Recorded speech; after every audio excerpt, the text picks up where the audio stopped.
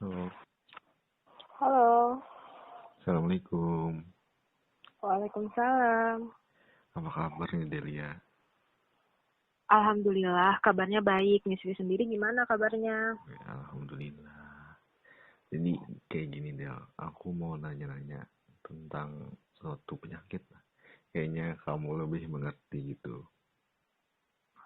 Oh iya, penyakit apa tuh? Namanya ataksia. Ataksia kalau nggak salah.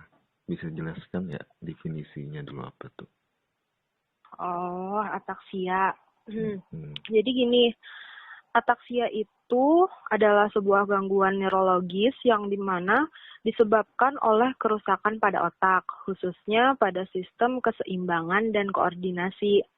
Nah, akibatnya seseorang akan sulit untuk mengendalikan gerak tubuhnya, baik saat berbicara, menggerakkan mata, menelan, berjalan, mengambil benda, dan gerakan-gerakan sadar yang lainnya. Kayak Oh, gitu definisinya. wow. Kayak jenis penyakitnya baru dengar sih sebenarnya, tapi sering kita rasakan ya. Kalau gejalanya tuh kayak gimana sih Del? Gejala-gejala ataksia tuh.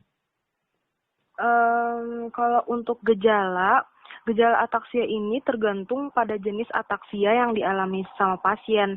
Hmm. Cuma ada beberapa gejala umum yang harus kita ketahui. Biasanya gejala tersebut ditunjukkan dengan gangguan saraf, kayak koordinasi gerak yang memburuk, perubahan dalam cara berbicara, sulit untuk mengendalikan motorik halus seperti makan, menulis, atau mengancingkan baju, dan langkah kaki yang tidak stabil atau seakan mau jatuh. Kurang lebih gejala-gejala umumnya seperti itu ya. Oh, berarti berhubungan dengan keseimbangan semuanya ya kan? Berhubungan dengan Iya, keseimbangan. semuanya karena kerusakannya itu pada otak bagian yang untuk mengatur keseimbangan tubuh manusia. Otak kecil ya kalau nggak salah, otak kecil. Iya. Tadi Delia ada nyinggung jenis ataksia. Jenis ataksia itu apa aja sih? Ataksia ini bisa terjadi pada beberapa area dalam sistem saraf pusat ya. Berdasarkan lokasi kerusakan, ataksia ini terbagi dalam beberapa jenis. Ini saya contohkan 3 aja ya. Iya, iya. Yang pertama itu ada ataksia sensorik.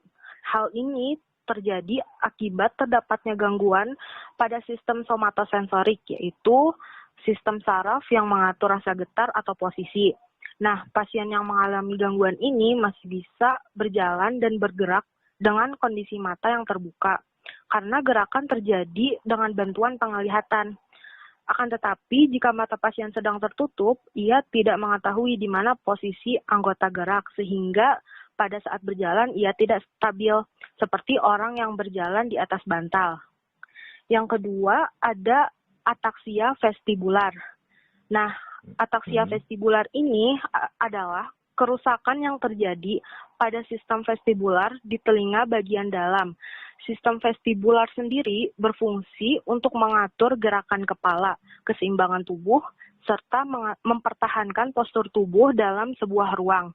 Biasanya gangguan sistem vestibular ditandai dengan rasa atau sensasi yang pusing, berputar, atau seperti vertigo. Orang vertigo itu kan pusingnya yang berputar, seperti berputar gitu kan. Nah, yang ketiga ada ataksia cerebellum atau otak kecil.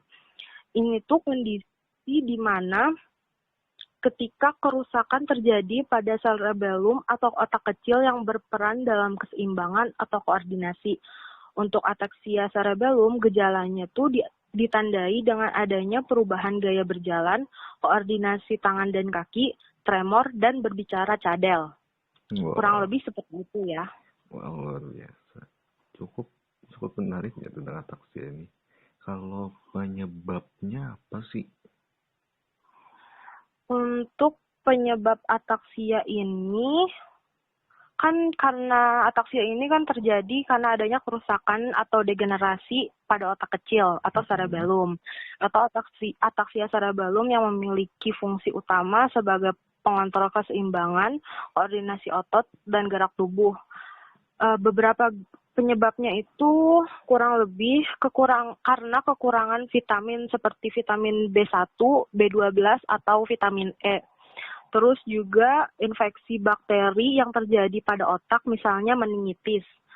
Kemudian karena kecanduan alkohol atau penyalahgunaan narkotika, psikotropika dan zat adiktif lainnya atau ya alkohol gitu, yang seperti gitu ya, minuman keras gitu. Terus bisa juga karena kurangnya hormon tiroid dalam darah. Kemudian kondisi yang mengganggu asupan darah ke otak seperti stroke. Wow. Kurang lebih seperti itu. Nah, mungkin terakhirnya, pengobatannya tuh kayak apa sih pengobatan ataksia ini? Untuk pengobatan penyakit ataksia, pasien bisa menjalani perawatan di Siloam. Untuk pengobatan penyakit ini bisa menjalani perawatan di rumah sakit terdekat ya, dengan mengikuti sejumlah pelayanan antara lain seperti fisioterapi, terapi okupasi, terapi berbicara, dan konseling. Hal ini juga untuk melatih pasien agar bisa melakukan kegiatan dan aktivitas sehari-hari secara mandiri. Jadi mungkin bisa dengan obat-obatan atau dengan terapi, kurang lebih seperti itu. Wow, makasih banget Delia. Kayaknya itu aja deh pertanyaan aku. Makasih banyak. Dadah. Iya, terima kasih kembali Miss V. Makasih. Hehehe.